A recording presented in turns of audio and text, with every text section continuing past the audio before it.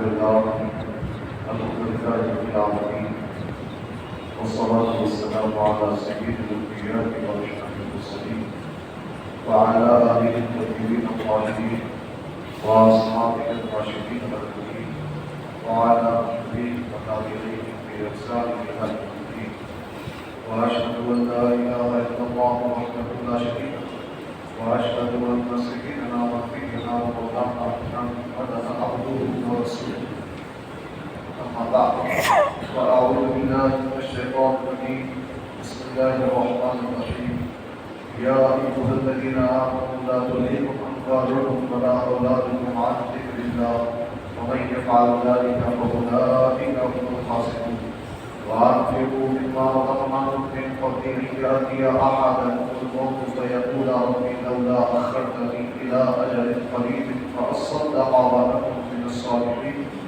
ولن يؤخر الله نفسا إذا جاء أجلها والله خبير بما تعملون صدق الله العظيم ووضعنا رسوله النبي الأمين الكريم ونحن على ذلك لمن الشاهدين والشاهدين والحمد لله رب العالمين.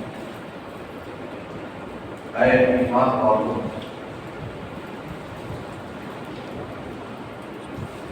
تمہارے مال اور تمہاری اولاد تمہیں اللہ کے ذکر سے غافل نہ کرتے،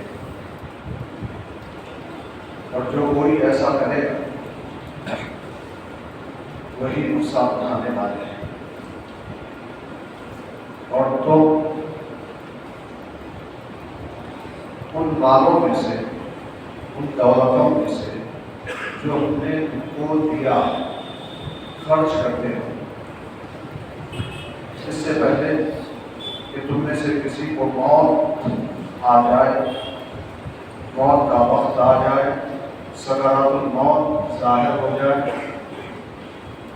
تو اس وقت وہ بندہ کہنے لگے اے میرے پروردگار، تو مجھے تھوڑی سی اور مہلت کیوں نہیں دیتا کہ میں کچھ صدقہ اور خیرات کر دیتا اور نیکوں میں سے ہو جاتا۔ ایسی تمنا تو بندہ کرے گا، مگر قانون الہی یہ ہے کہ جب کسی بھی انسان کے موت کا وقت آ جاتا ہے تو اللہ تبارک و تعالیٰ اس کی موت کے وقت میں ہرگز بھی ڈھیل نہیں دیتا، اور اللہ تبارک و تعالیٰ تمہارے اعمال سے معاف کرے۔ حاضرین محترم، ترجمہ سماعت فرما دیا آپ نے ان آیات مبارکہ کا، جس کی تلاوت سے میں نے اپنے آپ کو مشرف کیا ہے۔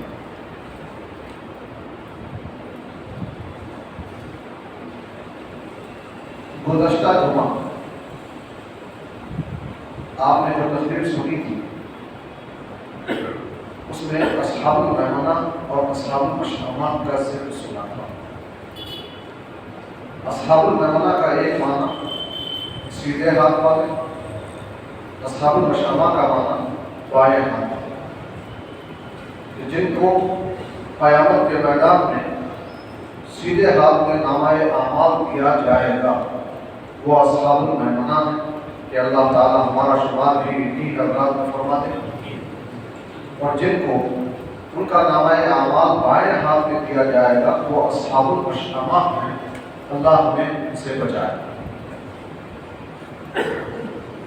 اور اسی اصحاب المیمنہ اور اصحاب المشأمہ کا ایک معنی اور بھی ہم نے آپ کے سامنے رکھا تھا۔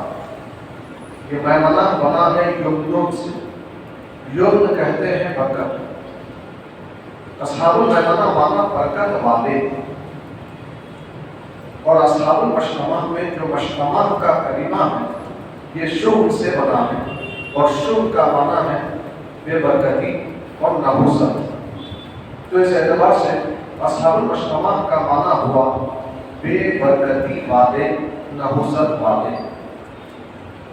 تو ذہن میں رہے، شریعت اسلامیہ کی روشنی میں انسان بھی برکت والے ہوتے ہیں، اوقات بھی برکت والے ہوتے ہیں، دل بھی برکت والے ہوتے ہیں، راتیں بھی برکت والی ہوتی ہیں، مقامات بھی برکت والے ہوتے ہیں، جیسے اِنَّا أَنزَلْنَاهُ فِي لَيْلَةٍ مُبَارَكَةٍ کہ بے شک ہم نے اس قرآن کو ایک برکت والی رات میں نازل فرمایا. اللہ کو فرمانا ہے کہ رات برکت والی ہے. اللہ نے فرمایا اِنَّا أَنزَلْنَاهُ فِي لَيْلَةِ الْقَدْرِ بے شک ہم نے اس قرآن کو ایک قدر والی رات میں نازل فرمایا. خود اللہ تعالیٰ اس رات کو قدر والی رات فرما رہا ہے جس میں قرآن نازل ہوا.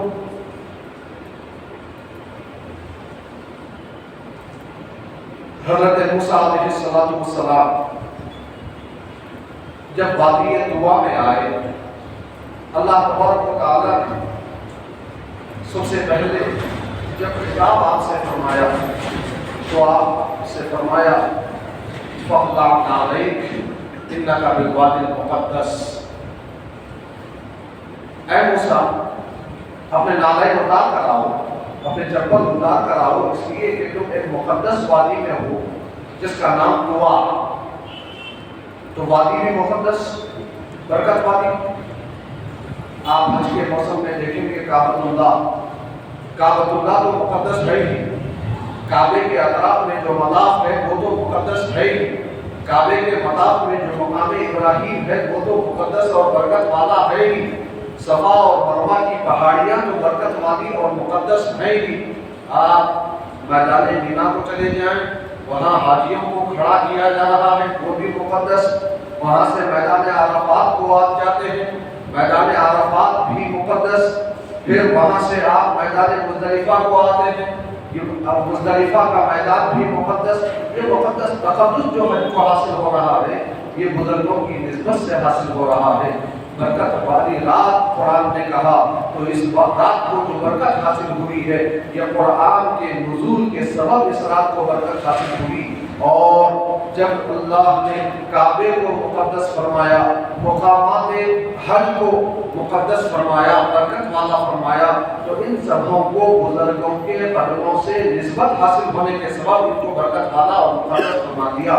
اور آپ دیکھیں کہ اسی کعبے میں اسی حج کے موقع پر جب میدان مزدلفہ سے رات گزار کے حاجی صبح مینا کو واپس آتے ہیں تو اسی مینا میں ایک مقام ایسا بھی ہے جسے نحوست والا مقام کہا جاتا ہے، جسے بے برکتی والا مقام کہا جاتا ہے، جسے ہم جمرات کے نام سے یاد کرتے ہیں. جہاں جا کے ہم کنکریاں مارتے ہیں. کنکریاں کس کو مارتے ہیں؟ شیطان کو کنکریاں ماری جاتی ہیں. شیطان وہاں کچھ دیر کے لیے حضرت اسماعیل علیہ السلام کی قربانی کو روکنے کے لیے کھڑا ہوا تھا، کچھ دیر کے لیے وہ کھڑا ہوا تھا، مگر شیطان کے کھڑے ہونے سے اس جگہ میں ایسی بے برکتی آ گئی، اس جگہ میں ایسی نحوست آ گئی کہ آج تک وہ جگہ مار کھا گئی. آج تک وہ جگہ نحوست والی ہے. آج تک تو یہ چیزیں اور اوقات، یہ مقامات جو برکت والے ہوتے ہیں یہ اللہ والوں کی نسبت سے برکت والے ہوتے ہیں. اور جو چیزیں نحوست والی ہوتی ہیں، نحوست والی، آپ جانتے ہیں کہ مزدلفہ سے مینا کو آتے وقت میں ایک مقام ایسا آتا ہے، ایک وادی ایسی آتی ہے جسے جلدی سے جلدی عبور کرنے کا حکم دیا گیا. وہاں اطمینان سے چلنے کی اجازت نہیں ہے. کیوں؟ بولے جس وقت میں ابراہا کا لشکر کعبۃ اللہ کو ڈھانے کے لیے آیا تھا وہ اسی راستے سے گزرا تھا. وہ راستہ درمیان میں آتا ہے. ابراہا کا لشکر کب گزرا تھا؟ نبی پاک صلی اللہ علیہ وسلم کی ولادت باسعادت سے پہلے، سرکار کے میلاد سے پہلے وہ ابراہا کا لشکر ایک راستے سے گزرا تھا. ایک مرتبہ وہاں سے وہ گزرا تھا. آج تک بھی وہ جگہ نحوست والی قرار پائی، وہاں تیزی سے گزرنے کا حکم دیا گیا. تو جیسے یہ پورے منحوس ہیں، ان منحوسوں کی نسبت کی بنیاد پر ایسے ہی اللہ تبارک و تعالیٰ نے قوم عاد کا ذکر فرماتے ہوئے قرآن کریم میں فرمایا کہ ان لوگوں پر جو عذاب الہی آیا تھا وہ دن بھی نحوست والا دن ہے. وہ دن نحوست والا. اگر یاد رکھیں یہ جو مہینہ آیا ہے یہ سفر کا مہینہ ہے. سفر کا مہینہ آتے ہی کچھ لوگ یہ سمجھتے ہیں کہ یہ مہینہ نحوست والا مہینہ ہے، یہ مہینہ بلاؤں والا مہینہ ہے، یہ مہینہ مصیبتوں والا مہینہ ہے، اس میں بلائیں اترتی ہیں، پریشانیاں آتی ہیں. یہ عقیدہ آج کا نہیں ہے بلکہ جاہلیت کے زمانے کا عقیدہ ہے. ہم مسلمان تو ہو گئے ہیں مگر جہالت کا عقیدہ آج بھی ہمارے اندر پنپ رہا ہے. مسلمانوں میں یہ عقیدہ پایا جاتا ہے کہ یہ مہینہ منحوس ہے، اس مہینے میں بلائیں اترتی ہیں، خاص کر اس مہینے کی جب 13 تاریخ آ جاتی ہے، یعنی آنے والا جمعرات، اس سال کا اس مہینے کا آنے والا جمعرات جو 13 تاریخ کا دن ہے، یہ دن جب آ جاتا ہے تو بہت ساری بلائیں آتی ہیں، مصیبتیں آتی ہیں، ان بلاؤں کی وجہ سے لوگ بیمار ہو جاتے ہیں، ان بیماریوں کی وجہ سے لوگ دنیا سے چلے جاتے ہیں۔ ایسا عقیدہ جاہلیت میں تھا، وہی عقیدہ آج بھی مسلمانوں میں پایا جا رہا ہے۔ مسلمانوں کو حکم دیا گیا ادخلوا فی السلم کافہ، اے ایمان والوں تم اسلام میں پورے طور پر داخل ہو جاؤ، پورے طور پر داخل ہو جاؤ۔ یہ نہیں کہ کچھ باتوں کو تو تم مانو اور کچھ باتوں کا تم انکار کر دو عملی طور پر، یہ مسلمانی نہیں ہے، یہ اسلام نہیں ہے۔ اسلام اور مسلمانی کا یہ تقاضا ہے کہ تم پورے طور پر اسلام کے احکام کو مان لو۔ اسلام نے جن چیزوں کو منحوس کہا انہیں منحوس جانو، اور جن چیزوں کو اسلام نے برکت والا کہا ان چیزوں کی برکت کو مانو، ان چیزوں کی۔ اب انہی برکت والی چیزوں میں یہ جو مہینہ ہے، اس مہینے کو آپ جانتے ہیں اس کا نام، پورا نام کیا ہے؟ صفر۔ صرف صفر اس مہینے کا نام نہیں ہے، بلکہ اس مہینے کا نام ہے صفر المظفر۔ صفر المظفر، مظفر کا معنی کامیابی والا، کامیابی والا مہینہ۔ جس مہینے کو لوگ منحوس سمجھ رہے تھے، ان کے اس عقیدے کو باطل کرنے کے لیے، ان کے اس خیال کو رد کرنے کے لیے اسلام نے اس مہینے کا نام ہی ایسا رکھا ہے جس کے معنی میں بھی برکت اور کامیابی کا مظہر ہے۔ یہ کامیابی کا مظہر ہے، برکت والا مہینہ ہے۔ یہ مہینہ نحوست والا ہرگز نہیں ہے، ہرگز نہیں۔ تو اس مہینے میں خاص کر بلاؤں کو ٹالنے کی نیت سے، مصیبتوں کو دور کرنے کی نیت سے صدقہ اور خیرات کرنا دانش مندی نہیں ہے، بلکہ ہمیں تو ہر لمحہ، ہر دن، ہر مہینہ صدقہ خیرات کرتے رہنا ہے، صدقہ اور خیرات کرتے رہنا۔ رسول پاک صلی اللہ علیہ وسلم ارشاد فرماتے ہیں کہ یصبح علی کل سلامہ من احدکم صدقہ، تمہارے جسم کے ہر جوڑ پر روزانہ ایک صدقہ واجب، جسم کے ہر جوڑ پر۔ جس میں انسانی میں کتنے جوڑ ہیں؟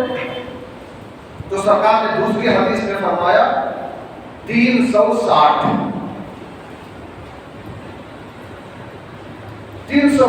صدقے واجب روزانہ۔ اب صرف 13 سفر کو صدقہ نکال رہے ہیں،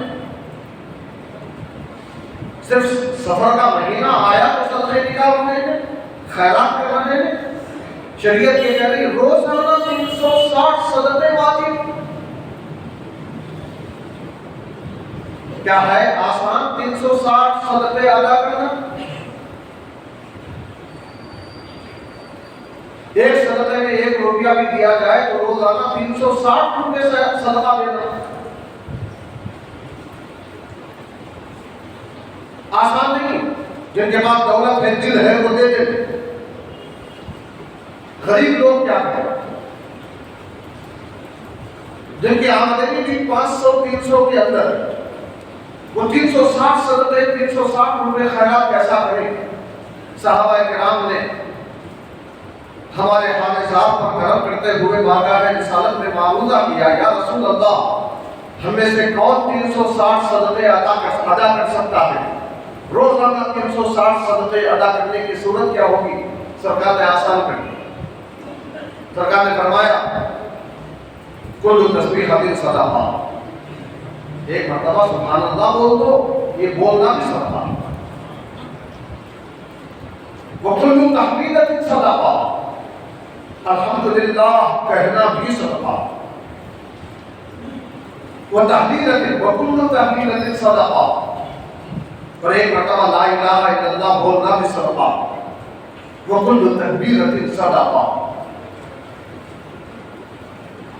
اللہ اکبر بولنا بھی صدقہ۔ وَأَمْرٌ بِالْمَعْرُوفِ صَدَقَةٌ، نیکی کا حکم دینا بھی صدقہ ہے۔ وَنَهْيٌ عَنِ الْمُنْكَرِ صَدَقَةٌ، کسی کو برائی سے روکنا بھی صدقہ ہے۔ دوسری حدیث میں سرکار نے ارشاد فرمایا وَإِمَاطَتُكَ الْأَذَىٰ عَنِ الطَّرِيقِ صَدَقَةٌ، تمہارا کسی راستے سے کسی تکلیف دینے والی چیز کو ہٹا دینا بھی صدقہ۔ راستے میں کوئی پتھر پڑا ہوا ہے، کہیں کوئی کانٹا گرا ہوا ہے، کہیں کچھ کانچ گری ہوئی ہے جس سے آنے جانے والوں کو تکلیف ہوتی ہے، چلتے چلتے تم اگر اس تکلیف دینے والی چیز کو راستے سے ہٹا دو گے تو یہ بھی ایک صدقہ۔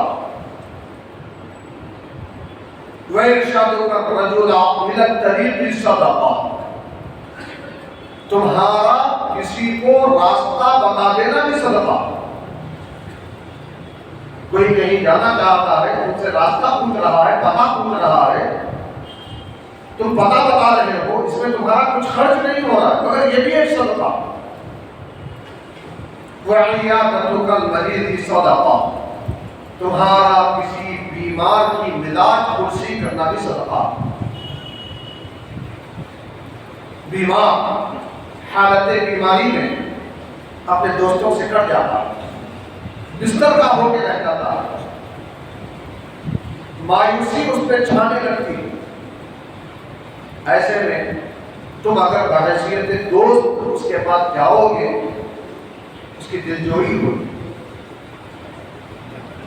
اس کے چہرے پہ مسکراہٹ آ جائے گی، اس کے دل کو خوشی ہوگی، ہو سکتا ہے اسی خوشی میں اس کو صحت مل جائے۔ تو تمہارا کسی بھی بیمار کی ملاج پرسی کے لیے جانا بھی یہ صدقہ ہے۔ وَأَمْرُكَ بِالْمَعْرُوفِ صَدَقَةٌ، تمہارا بھلائی کا حکم دینا بھی صدقہ ہے۔ وَنَهْيُكَ عَنِ الْمُنكَرِ صَدَقَةٌ، اور تمہارا کسی کو برائی سے روکنا بھی صدقہ ہے۔ وَرَدُّكَ السَّلَامُ صَدَقَةٌ، تمہارا کسی کے سلام کا جواب دینا بھی صدقہ۔ کتنا آسان ہے۔ پھر اس کے بعد پہلی حدیث کے آخر میں رسول پاک صلی اللہ علیہ وسلم نے فرمایا وَيُجْزِئُ مِنْ ذَلِكَ رَكَعَتَانِ يَرْكَعُهُمَا فِي الضُّحَىٰ مِنَ الضُّحَىٰ، سرکار فرماتے ہیں کہ یہ تمام صدقے اگر کوئی ادا نہ کر پائے تو کم سے کم چاشت کی 2 رکعت نماز ادا کرتے، چاشت کی 2 رکعت نماز ان تمام صدقوں کا بدل کافی ہوگی۔ 360 صدقوں کا بدل 2 رکعت نماز۔ تقریباً 9 بجے کے آس پاس سے اس کا وقت شروع ہوتا ہے اور ظہر کا وقت شروع ہونے سے پہلے زوال سے پہلے تک اس کا وقت 2 رکعت نفل نماز چاشت کی پڑھ لو تو ان تمام کا بدل۔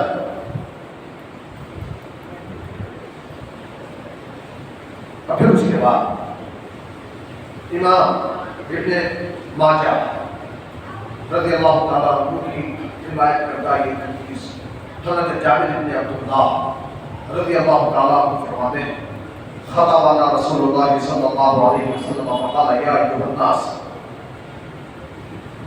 ہمیں رسول اللہ صلی اللہ علیہ وسلم نے خطاب فرمایا تو فرمایا اے لوگو توبوا الی اللہ قبل ان تموتوا، تم اللہ کی بارگاہ میں توبہ کرو قبل اس کے کہ بڑھ جاؤ، مرنے سے پہلے توبہ کرو۔ گناہ مسلسل ہو رہے ہیں، توبہ نہیں ہو رہی، توبہ ہمیشہ کرتے رہنا ہے۔ صفر کے مہینے میں نحوست کا عقیدہ لے کے توبہ کر رہے ہو، صدقہ کر رہے ہو، یہ کافی نہیں، ہمیشہ توبہ ہوتی رہے کیونکہ گناہ ہمیشہ ہو رہے ہیں۔ اللہ کی بارگاہ میں مرنے سے پہلے توبہ کرو، مرنے سے پہلے۔ لوگ سوچتے ہیں ٹھیک ہے ابھی تو جوانی ہے، مرنے کے پہلے توبہ کر لیں گے، مگر گارنٹی کیا ہے کہ کب تک آپ رہیں؟ کیا کسی کی زندگی کا کوئی بھروسہ ہے؟ کیا عمر دکھوا کے لائی ہے کہ 60 سال 70 سال جئیں گے اس کے بعد ہی مریں گے؟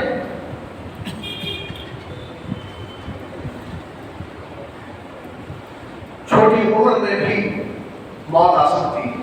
جوانی میں بھی موت آ سکتی ہے، ادھیڑ عمر میں بھی موت آ سکتی ہے۔ موت کبھی بھی آ سکتی ہے۔ تو سرکار کے اس ارشاد عالی شان کا مطلب یہ ہے کہ ہمیشہ توبہ کرتے ہیں، کیوں؟ اس لیے کہ موت کبھی بھی آ سکتی ہے۔ توبوا الی اللہ قبل ان تموتوا، اللہ کی بارگاہ میں توبہ کرو مرنے سے پہلے، ہمیشہ توبہ کرتے ہیں۔ اور کیا کرو؟ سرکار فرماتے ہیں وَبَادِرُوا بِالْأَعْمَالِ الصَّالِحَةِ قَبْلَ أَن تُشْغَلُوا، مشغولیت سے پہلے، مصروف ہونے سے پہلے جو فرصت ملی ہے اس کو غنیمت جانو اور نیک اعمال کے کرنے میں جلدی کرو۔ آج وقت ہے، کل کرنا چاہیں گے وقت نہیں ملے، آج صحت ہے، کل کرنا چاہیں گے صحت باقی نہیں رہے گی، کر نہیں پائیں گے۔ تو آج کو، اب اس وقت کو غنیمت جانو، نیکیاں کرنے میں سبقت کرو، آگے بڑھو، جلدی کرو۔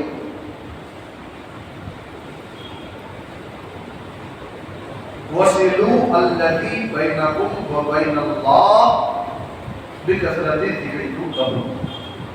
سرکار فرما رہے ہیں کہ تم اللہ کا تم سے جو تعلق ہے، تمہارا اللہ سے جو تعلق ہے، اس تعلق کو جوڑے رہو۔ کیسے جوڑے؟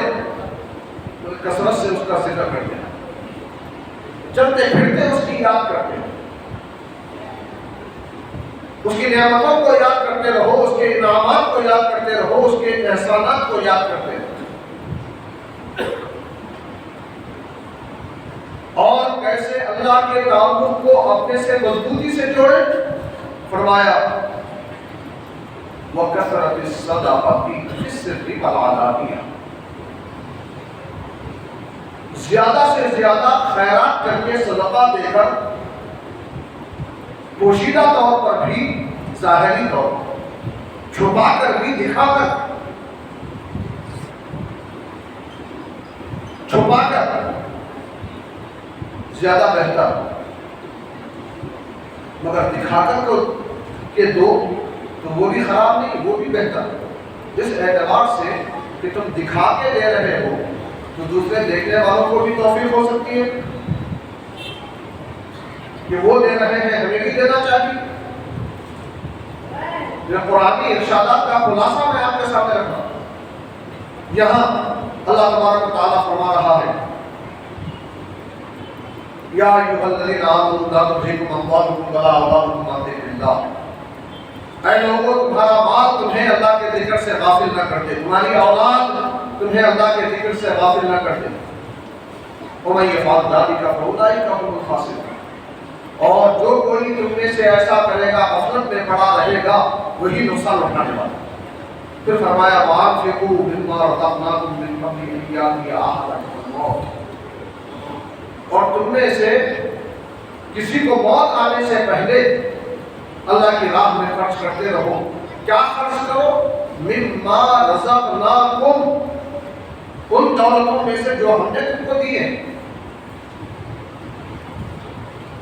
کیا مطلب؟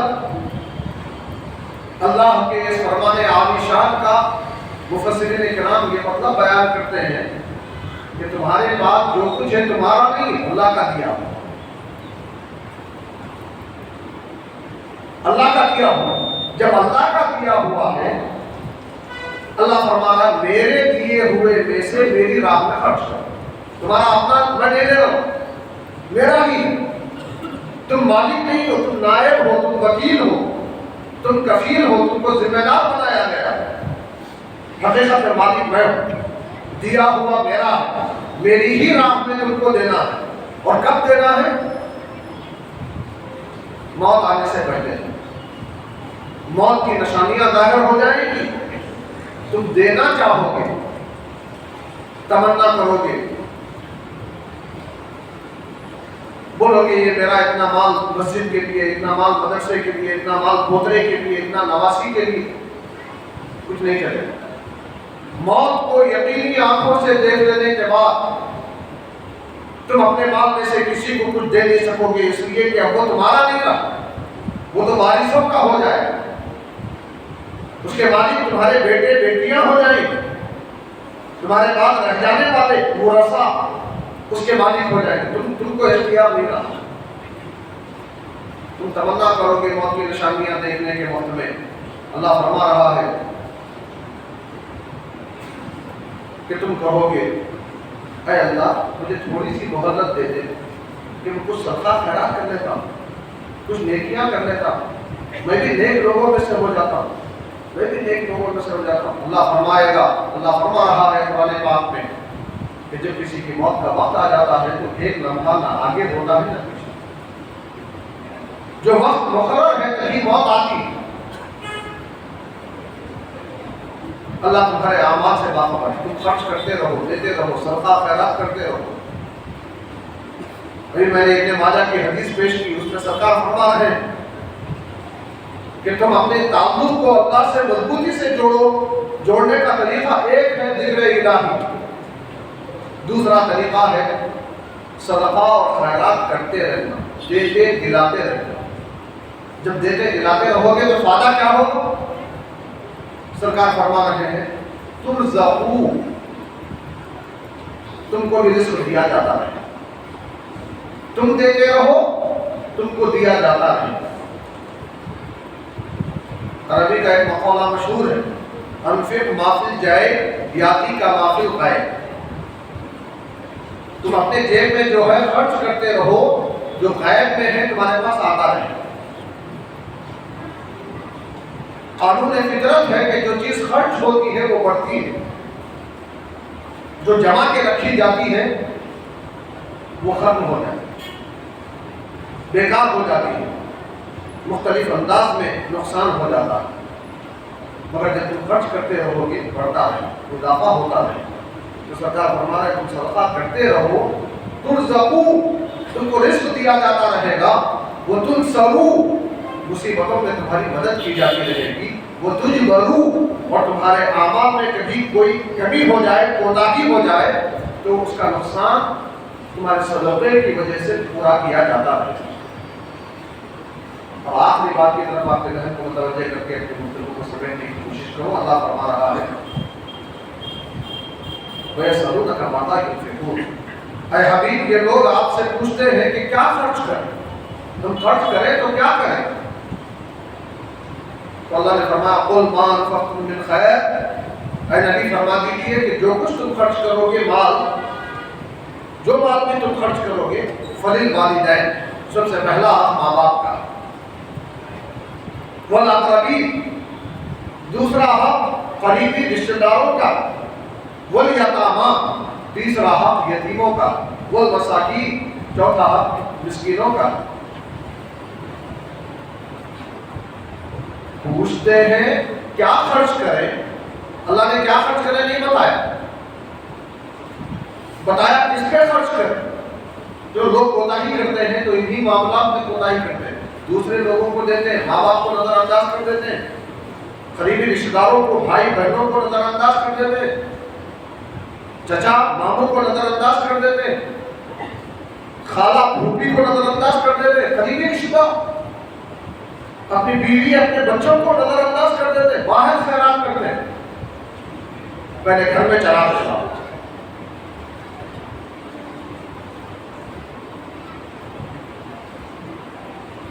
پوچھا گیا تھا کیا خرچ کریں، بتایا گیا کس پہ خرچ کریں۔ یہ انداز بتا رہا ہے کہ پہلے ہی کہا تھا، کیونکہ خرچ کرنے میں کوئی پابندی نہیں، کیا خرچ کریں؟ اللہ نے فرمایا وَمَا تُنْفِقُوا مِنْ خَيْرٍ فَإِنَّ اللَّهَ بِهِ عَلِيمٌ، جو کچھ بھی تم خرچ کرو گے تمہاری طاقت کے مطابق، تمہارے اپنے خوش دلی سے، پابندی نہیں اتنا خرچ کرو، اتنا مت کرو، اتنا کرو، اتنا کرو، جو کچھ بھی تم خرچ کرو گے فَإِنَّ اللَّهَ بِهِ عَلِيمٌ، بس بے شک اللہ اس کو جانتا ہے، اس پر بدلہ دے گا، ثواب دے گا۔ بہرحال سفر کا مہینہ آ جائے تو اسے منحوس ہرگز مت سمجھو، اس لیے کہ یہ سفر المظفر ہے، کامیابی والا مہینہ ہے۔ خاص کر اس مہینے میں یا اس مہینے کی ایک مخصوص تاریخ میں صدقہ اور خیرات کرنا نہیں ہے، بلکہ زندگی کے ہر لمحے میں صدقہ اور خیرات کرتے رہنا ہے، زندگی کے ہر موڑ پر صدقہ اور خیرات کرتے رہنا ہے۔ نیکیاں کرتے رہنا ہے، اللہ کی بارگاہ میں توبہ کرتے رہنا ہے۔ اللہ تعالیٰ ہمیں اپنے منشا کے مطابق زندگی گزارنے کی توفیق عطا فرمائے، گناہوں سے بچنے کی قوت عطا فرمائے، نیکیاں کرنے کی طاقت اور توفیق عطا فرمائے، اسلام کی عزت کی صحت و عافیت کی لمبی زندگی عطا فرمائے، ایمان کی موت نصیب فرمائے۔ وصلی اللہ وسلم علی خیر خلقہ سیدنا محمد و آلہ وصحبہ اجمعین والحمد للہ رب العالمین۔ حاضرین محترم،